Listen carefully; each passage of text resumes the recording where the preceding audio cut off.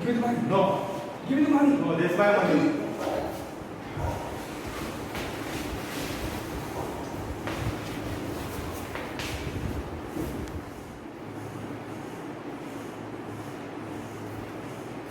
Hello, Sushmita. Hello. What happened? A murder had taken place. A murder? But where? Mapsa, Mapsa, but how it happened? young boy was counting his money. Suddenly, a robber appeared and stepped in and took all his belongings. I'm sorry, I'm so sorry about it. But when it happened? It just happened yesterday. Oh, God. Hello. Huh, Mama, I'm coming. Bye-bye. Students, that was a terrible murder. When we want to investigate any murder case or any mystery, we certainly have to use what, where, how, and when. These words are very important. If you want to investigate that murder, then we can use these words and investigate the murder mystery. Similarly, in our lesson, today's lesson, what, where, and how, and when, we are going to dig the past of the first men, how they lived. Okay, without wasting much time, let's begin the lesson. I am Father Avinash Rodrigues, going to teach you the first lesson of 6th standard history. The first point which we have, what can we know about the past? We can know so many things about the past.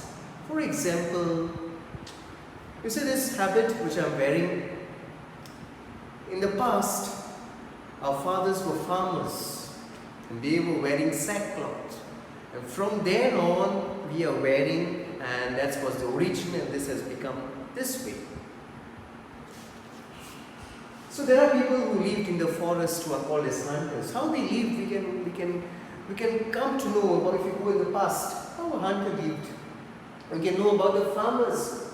We can know about the rulers, how they ruled, what type of clothes they wore. We can realize, we can come to know about this artist. There are craftsmen, stories, different things we can come to know about the past. Okay, so the second point we have is, where did people live? Where did people live in the first man? Where they lived? They mostly lived near the banks of the rivers. You see the bank of the river. The river is in the bank, close to the river. Why? There could be many reasons.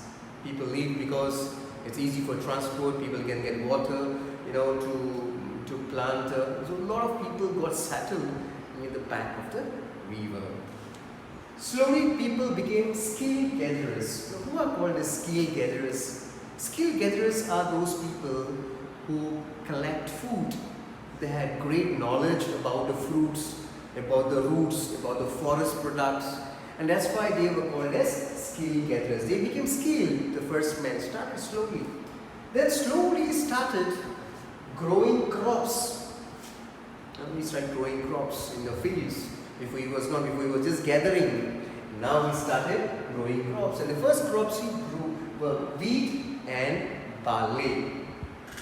He went one step ahead, he started rearing animals, rearing or domesticating animals. Probably he started knowing that sheep, goats, cattle are very mild, they are not harmful. They must have even gone to domesticate a snake. But when they see the snakes are poisonous and they bite, they said, no, this is not to be reared. Okay? So that's how people started rearing animals. Next we have people slowly started traveling. They started traveling from place to place for various reasons. Some people started traveling in search of their livelihood, in search of food. Very important, if you don't get food in one place, then naturally they will travel. Then people started going, escaping from the natural disasters like floods, droughts, earthquakes. People started moving from, because this place is not meant to stay. So that's why they started moving from one place to another. There were also merchants. The merchants are those people who sell their products. They started moving from one place to another. There were religious teachers who wanted to teach their own religion. After teaching one place, they traveled to another place. There were also people who wanted to discover places. They were adventurous. So adventurous, they were moving from place to place to discover new places.